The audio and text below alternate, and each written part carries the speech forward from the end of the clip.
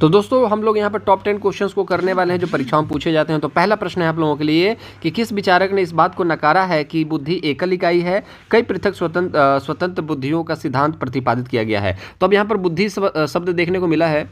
चलिए यहाँ पर बुद्धि देखने को मिला है, तो बुद्धि में क्या है, आप पियाजे तो बुद्धि से संबंधित है नहीं, ज्ञान से संबंधित है। वाइगोत्स्की सामाजिक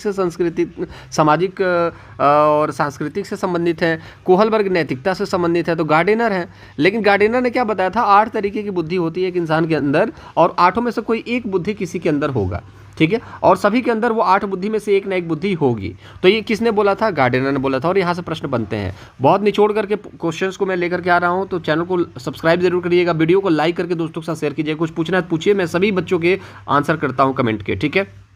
एक और प्रश्न आप लोगों के सामने है, लेव वाइगोत्स्की ने अपनी सामाजिक संरचना सिद्धांत में निम्न में से किसी विद्यार्थियों में अधिगम में को सुसाध्य करने हेतु उपयुक्त बताया। मतलब अधिगम को दुरुस्त करने के लिए, अधिगम को अच्छा करने के लिए वाइगोत्स्की ने ऐसा क्या बताया है समाज के अंदर कि आपका अधिगम जो है, लर्निंग जो है अच्छी तरीके से हो सके। तो अधिगम को, लर्निंग को अच्छी तरीके से करने के लिए उन्होंने सहकर्मी सहयोगिता, सहकर्मी मतलब जो साथ, जैसे जो बच्चे साथ में खेलते हैं, कूदते हैं, पढ़ते हैं, उनसे भी यहाँ पर अधिगम होता है। सांस्कृतिक और सामाजिक के बारे में बात करते हैं, और संस्कृति में जहाँ पर अहस्तक्षेप हो जाए, ठीक है। तो यहाँ पर आप देखोगे अहस्तक्षेप मतलब कि सांस्कृतिक उपकरण नहीं है वहाँ पर। तो जैसे हस्तक्षेप होता मतलब कि कोई त्यौहार है, त्यौहार में क्या होता है कि आप देखोगे कि पटाखों का इस्तेमाल किया जाता है, लेकिन जब पटाखों का इस्तेमाल आपको न करने दिया जाए, ठीक है ना, तो बच्चे कैसे सीखेंगे दिवाली के बारे में। तो रट रट करके याद करना ये भी गलत है। गैर संदर्भित पाठ्यक्रम, जो पाठ्यक्रम इंपॉर्टेंट नहीं है, उन पाठ्यक्रमों को पढ़ाया जाना, तो ये भी गलत है। तो सहकर्मी सहयोगिता, एक दूसरे के सहयोग से ही बच्चे सीखते हैं, ये कहते हैं वाइगोत्स्की। देखिए मैं कुछ टाइम लेता हूँ चीज़ों को समझाने के लिए। बहुत सारे बच्चे कहते हैं फटाफट क्वेश्चन पढ़ो, आंसर बताओ, तो इससे आप कभी सीटेड नहीं निकाल सकते दोस्त। आपके पास थोड़ी सी एक्स्ट्रा नॉलेज होनी चाहिए क्वेश्चन को एलिमिनेट करने के लिए, ऑप्शन को एलिमिनेट करने के लिए, तभी चीजें आपकी आसानी से समझ में आएंगी और तभी आप एग्जामिनेशन में अच्छा स्कोर कर पाएंगे। बाकी आप क्वेश्चन आंसर देखना चाहोगे तो आपको बहुत सारे भतेरे यूट्यूब पर वीडियो हैं, आप वहां पर भी देख सकते हैं। चलिए वाइगोत्स्की से रिलेटेड एक सवाल और है, आप लोग इसको भी देख लीजिएगा, इंपॉर्टेंट है इसलिए मैं करवा रहा हूँ क्योंकि यहाँ पर बच्चे गलती करते हैं। मैंने आपको क्या बताया है कि एक अध्यापिका ने अपनी कक्षा के लिए लेव वाइगोत्स्की के सामाजिक संरचनावादी सिद्धांत का आधारित शिक्षण अधिगम प्रक्रिया तैयार करना चाहती है, उसे निम्न में से किसके प्रयोग से बचना चाहिए। तो यहाँ पर आप देखिएगा, बचना चाहिए यहाँ पर लिखा है, मतलब कि नहीं वाले प्रश्न है। 3 करना चाहिए, 1 नहीं करना चाहिए।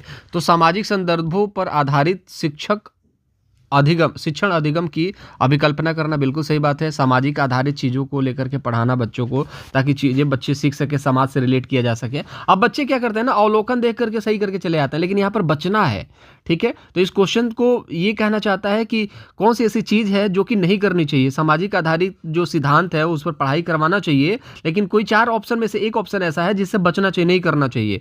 तो वो है आपका मानकीकृत परीक्षाओं का इस्तेमाल करना। देखिए सही तो ये भी है, लेकिन सही ये भी है और सही ये भी है। पार क्या होता है आपको मैंने पहले भी बताया है कि जितना भी एक छोटा सा हेल्प, जैसे कि आप सीटेट निकालना चाहते हो, आपको कुछ पता है नॉलेज, हमें कुछ नॉलेज पता है, हमने आपको नॉलेज दे दिया और उस नॉलेज के सहारे आपने क्या कर लिया, सीटेट को क्वालिफाई कर लिया। तो जो मैंने नॉलेज दिया वो पार का काम करता है, इस चीज़ को याद रखिएगा। तो ये भी इंपॉर्टेंट है, ये भी इंपॉर्टेंट है, ये भी इंपॉर्टेंट है, ये गलत है। परीक्षाओं का इस्तेमाल करने से बच्चे सीखते नहीं, और सामाजिक संरचना का तो बिल्कुल भी यहाँ पर कोई सवाल ही नहीं पैदा होता।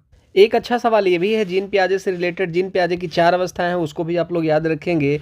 पहली अवस्था जो है उसको सेंसरी मोटर के नाम से जाना जाता है, इंद्रिय गामक अवस्थाओं के नाम से जाना जाता है, जो 0 से लेकर के 2 वर्ष होती है। और 0 से लेकर के जो 2 वर्ष की अवस्था होती है वही प्राथमिक अवस्थाएं होती है, प्राथमिक संस्थान होते हैं, जैसे कि प्राथमिक एजेंट होते हैं, जैसे कि माता पिता प्राथमिक एजेंसी हो गया, घर परिवार, ठीक है। तो वो 0 से लेकर के 2 वर्ष ही होता है। 2 वर्ष से ऊपर जब बच्चे स्कूल जाने लगता है तो सेकेंडरी एजेंसी में पहुंच जाता है, जिसको विद्यालय कहा जाता है, ठीक है।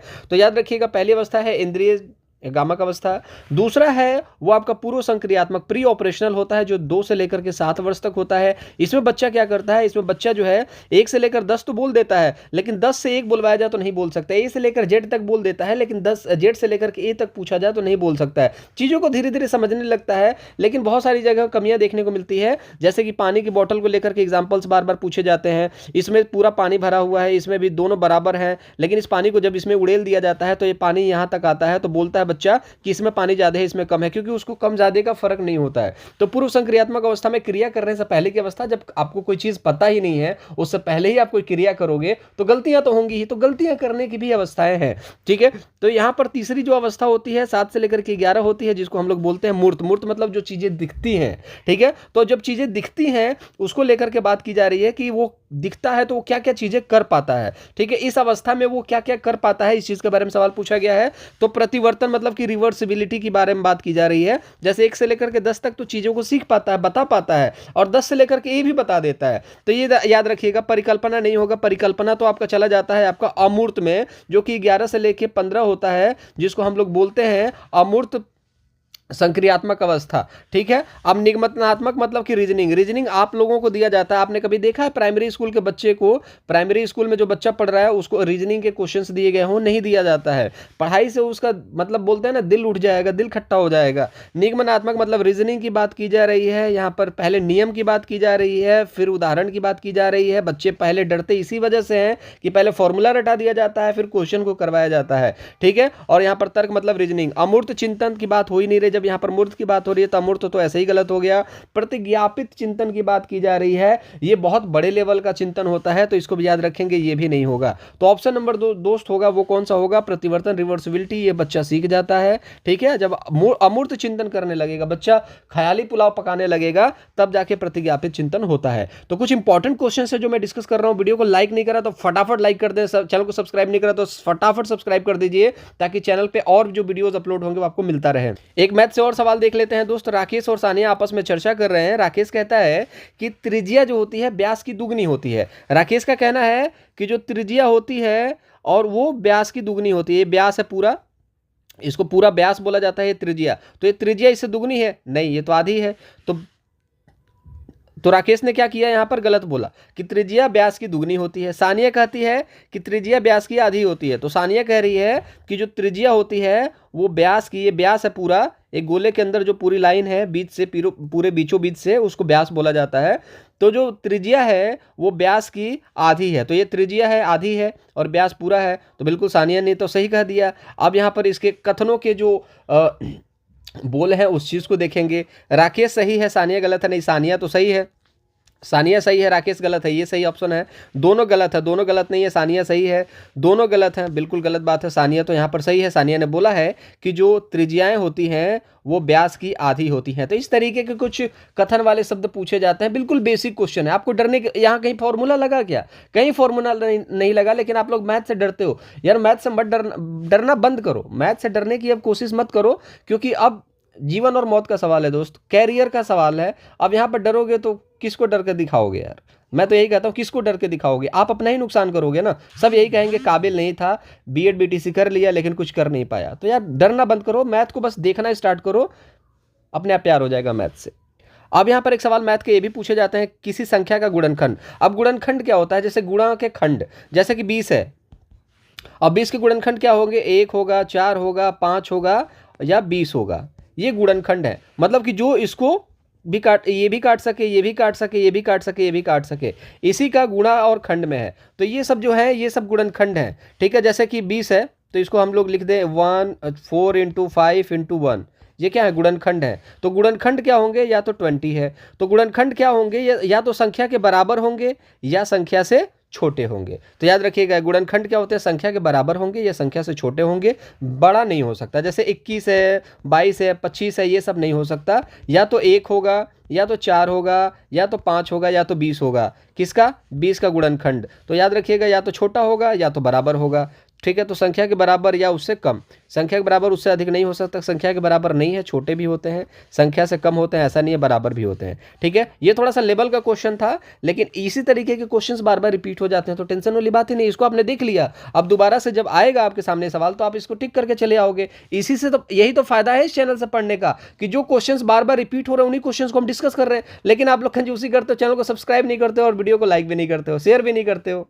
चलो एक सवाल और देख लेते हैं दोस्त। इस तरीके भी सवाल पूछे जाते हैं। बेणु को 25 सितंबर 2021 के दिन घर की सफाई कर रही थी। अब दिवाली आने वाला था ना सितंबर के बाद अक्टूबर नवंबर में, तो सफाई करते समय उसको जन्म प्रमाण पत्र मिला। बताओ, उसके पास जन्म प्रमाण पत्र था ही नहीं। उसने देखा कि उसका जन्म प्रमाण तिथि जो है 5 दिसंबर 1995 लिखी हुई है। तो बेणु को जब प्रमाण पत्र मिला तो उसकी आयु कितने वर्ष थी। इस तरीके के जो सवाल होते हैं वो कैलकुलेटिव हो जाते हैं। तो आपको ये सारी चीजें पता होनी चाहिए। अब देखिए, सितंबर से सितंबर आपके कितने दिन हो गए, आप इस चीज को देखो। 1995, 2021 है और 1995 तक जाना है। इसका जन्म जो है 1995 में हुआ था, ठीक है। तो अब यहां पर कितने तारीख को हुआ था, दिसंबर में हुआ था। अब दिसंबर से दिसंबर जब जाएगी तो साल उसका चेंज हो जाएगा, ठीक है। तो अब दिसंबर से दिसंबर 2021 ले लेते हैं, ठीक है। तो यहां से देखेंगे 96 से स्टार्ट करेंगे, तो 96, 97, 98, 99, 96, 97, 98, 99, 100, 1, 2, 3, 4, नहीं 96, 97, चलिए देखिए 95 है, 1995 से है 2021 तक। अगर 5 दिसंबर है, अगर 5 दिसंबर 2021 हम लोग यहाँ पर मान लेते हैं, अगर 5 दिसंबर 2021 हो तो मोटा मोटी उसका जो बर्थडे आ जाएगा, ठीक है। तो 95 को छोड़ करके हम लोग 96 से स्टार्ट करेंगे। तो 96, 97, 98, 99 और 100, कितना हो गया, 1, 2, 3, 4, 5, ठीक है। 5 हो गया और 21, क्योंकि एक छोड़ दिया तो अगला वाला लेना पड़ेगा। या तो 1995 वाला ले लो या 21 वाला ले लो। तो हमने 1995 वाला छोड़ दिया, 21 वाला ले लिया। 21 और 5 कितना हो गया, 26, ठीक है। लेकिन 26 क्यों हो गया, क्योंकि मैंने यहां से सितंबर में 3 महीने जोड़ करके उसका बर्थडे मंगाया था। तो सितंबर में अक्टूबर, नवंबर, दिसंबर 3 महीने मैंने इसमें जोड़ दिए थे। अब जो 3 महीने जोड़ दिए थे, इसका बर्थडे करा दिया था, 3 महीने घटा देते हैं। तो 3 महीने घटा दिए तो 25 साल 9 महीना। तो यहाँ पर 25 साल 9 महीने कहीं ऑप्शन में है क्या, तो ऑप्शन नंबर बी जो राइट आंसर होगा। ये टेक्निक से करोगे तो ये सवाल कभी गलत नहीं होंगे। और इसी तरीके के सवाल मैथ में भी पूछे जाते हैं। तो आपको डरना नहीं है। पेडागोगी मैंने मैथ का करा रखा है। पेडागोजी जो है मैथ का मैंने करा रखा है, टैग वर्ड उसको देख लेना। और पेडागोजी के बाद आपके जो क्वेश्चंस है मैं करवा रहा हूं उसको भी देखते रहो। मैथ में आप 20-25 नंबर आराम से कर दोगे। मैं नहीं कह रहा आपको बिल्कुल एकदम शेर बना दूंगा कि मैं 30 में 30 लेकर के आओगे, नहीं। मैं उतने क्वेश्चंस करवाऊंगा जितने से आपकी एग्जामिनेशन आराम से 100 से 110 नंबर के बीच में आ जाएगा। मैं बहुत बड़ा टॉपर नहीं बनाता, 110, 140 नंबर, 130 नंबर बच्चों को लेकर के आना है, नहीं। उसके लिए आपको टाइम चाहिए, उसके लिए मैं टाइम से पढ़ाता हूँ चीजें। लेकिन अभी फिलहाल ये 10 क्वेश्चन, 15 क्वेश्चन, 20 क्वेश्चन देख करके आप 140 नहीं ला सकते। हाँ, ये है कि आप 100 से 110 तक आप आराम से स्कोर कर सकते हो। बाकी आपका थोड़ा सा प्यार रहेगा तो मैं और भी अच्छे अच्छे कंटेंट लेकर के आऊंगा। तो चैनल को सब्सक्राइब करके वीडियो को लाइक जरूर करिएगा, दोस्तों के साथ शेयर जरूर करेंगे।